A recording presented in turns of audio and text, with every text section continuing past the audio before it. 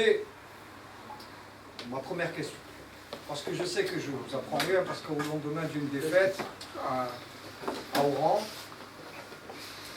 et un match que nous avons tous vu à la télévision, c'est mon point de vue avant de poser cette question, on avait en deuxième mi-temps une équipe de Mouchma, notamment durant le dernier quart d'heure, je vous apprends en vrai.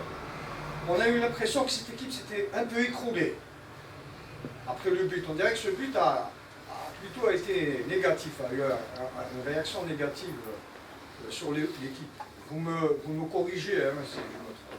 Alors, on voudrait savoir un petit peu, avant de parler du match de CSC, un petit peu comment les conclusions au Tawak, les premiers constats.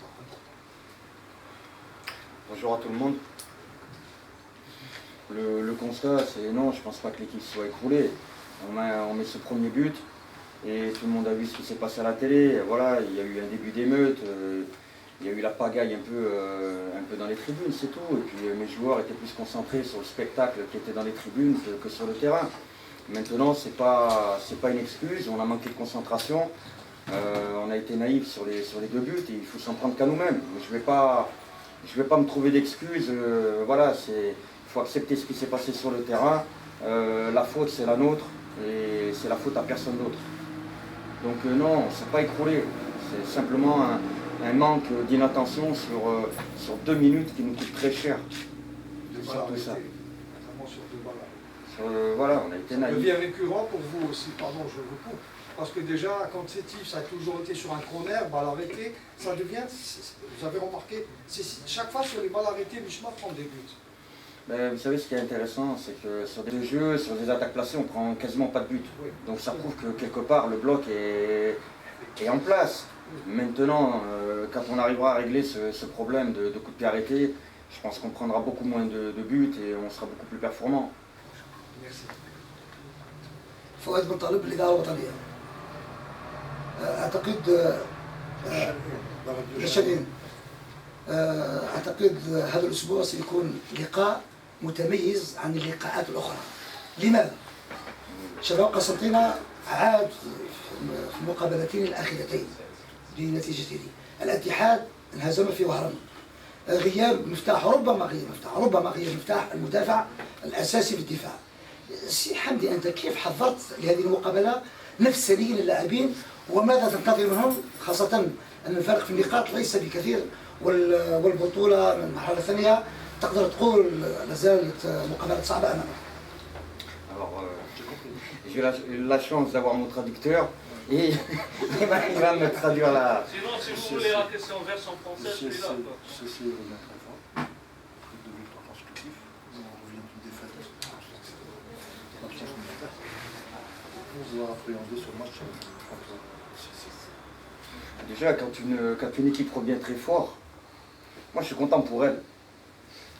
Je dis pas l'équipe revient très fort, aïe aïe aïe, non. Peu importe l'équipe qu'on rencontre, c'est toujours mieux pour un club de revenir à son meilleur niveau, pour tous les gens qui aiment leur club. Donc tant mieux pour le CSC. Maintenant, nous, on ne regarde pas l'adversaire, on est concentré sur nous-mêmes. On a à cœur de bien faire à la maison, devant nos supporters, devant tous ceux qui aiment le club. Pour notre président, on n'oublie pas aussi que c'est un match très très important pour nous. Et on va tout faire pour bien le négocier. Notre série s'est arrêtée contre le MCO. Et on a à cœur de rebondir. Et pour rebondir, il faut le faire le plus rapidement possible. Donc ça tombe bien, on est à la maison. Ça serait un match compliqué, on le sait. Mais on fera tout pour le gagner. Maintenant, par rapport à Meftar, c'est une bonne nouvelle. Il a repris l'entraînement avec le groupe. Et tant mieux, il est entre de très bonnes mains avec le staff technique, le staff médical et le préparateur physique. Donc il poursuit sa rééducation et on verra dans les prochains jours ce qu'il en est avec lui pour son retour définitif avec le groupe. Coach, le cas d'Elfelou. Concernant Delfelou, bon, ça fait quelques semaines, on sait très bien que Mouftah n'est pas encore d'appoint, il est en phase de...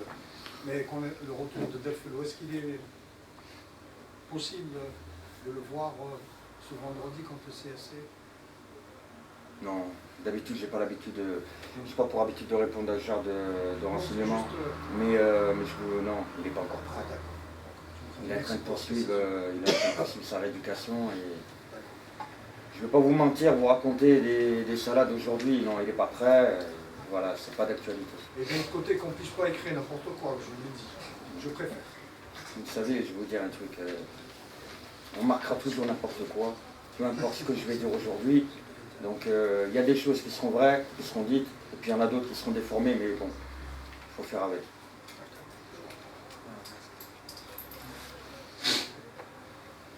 Coach, après la défaite concédée à Oran, est-ce que faut-il s'attendre à des changements lors du prochain match face au CS?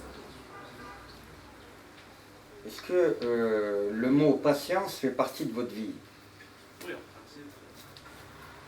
Donc on verra ça au moment du coup de sifflet. Je ne peux pas donner de... En donnant des renseignements ici, je les donne à mon adversaire et vous comprendrez que je ne peux pas, voilà. C'est pas de l'impolitesse, hein, je veux pas... C'est surtout parce que je ne veux pas donner de renseignements à mon adversaire. C'est surtout ça. C'est toujours une bonne guerre. Oui, voilà, c'est des cartes qu'il faut dévoiler au dernier moment. Comme vous allez poser la question à l'entraîneur de Constantine, il ne vous dira pas ce qu'il va faire.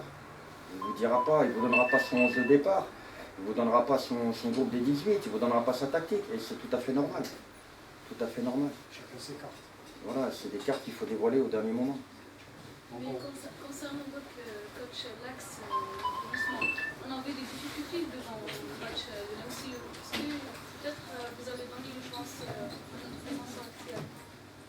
Est-ce qu'il y aura peut-être le retour de Kouane? Quand vous regardez en première mi-temps contre le MCO, on a 4-5 occasions de but net.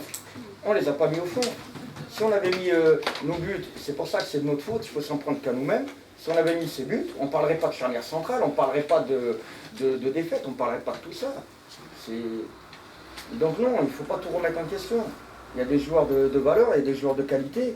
Et moi, je suis là pour les prendre dans mes bras quand tout va bien, et je suis aussi là pour les prendre dans mes bras quand tout va pas bien. Donc je ne lâche pas mes joueurs, moi. Concernant Bouchard, quand va-t-il réintégrer le Alors, je vais juste vous répondre très brièvement sur Bouchama. C'est pas la peine de faire des polémiques, d'aller marquer n'importe quoi dans les journaux. Il n'y a rien, il n'y a aucun problème avec lui.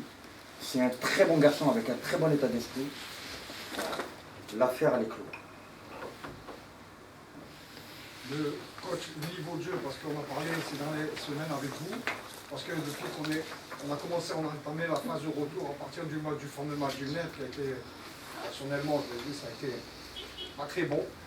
Mais au jour d'aujourd'hui, quelle évaluation vous faites réellement aujourd'hui? Parce que même vous avez déploré cela. Ce niveau actuellement, après la reprise, vous sentez quoi? Ça progresse ou ça encore il y a des difficultés? Même si on prend en compte le match d'Oran, hein, bien sûr. Mais quand on regarde le match du NAD et que je me suis rendu compte que, et de Sétif, voilà, moi je ne suis pas là pour mentir aux gens, je suis le premier responsable, je ne suis pas content de ce qu'on a fait ces deux rencontres.